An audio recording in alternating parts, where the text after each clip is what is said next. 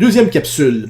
Cette fois, j'aborde la dépersonnalisation en traçant des liens avec la Révolution tranquille. Pourquoi la Révolution tranquille? C'était une époque au centre de la plus grande séduction jamais vécue, qui a précédé de peu des divisions et des marques d'intolérance, comme pour préparer le terrain d'une dépersonnalisation nationale qui évolue vers le sacrifice, plus particulièrement depuis le dernier référendum perdu sur la souveraineté de 1995. C'est vrai qu'on a été battu, au fond, par quoi? Par l'argent et des votes ethniques. Pour avancer sur ce terrain de la dépersonnalisation, j'explore l'univers des symboles nationaux.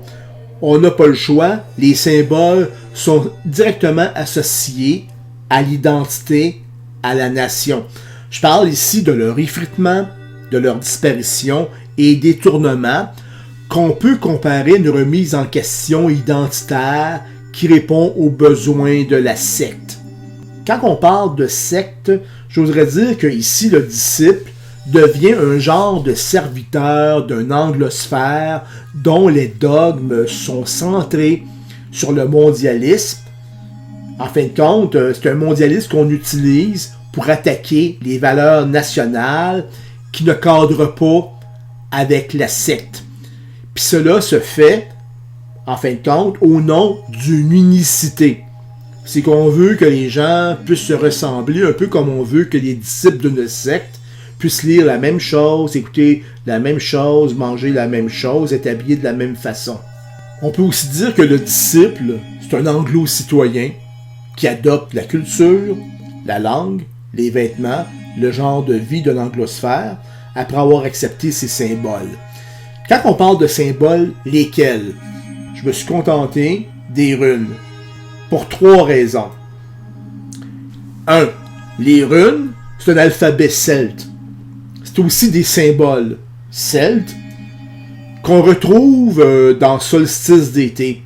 En fin de compte, c'est que les runes sont omniprésentes dans le film de Avi Aster. La deuxième raison, c'est que les runes celtes se sont retrouvées dans notre espace public lors de la Grande Séduction. Troisième raison, les runes sont aussi des symboles magiques.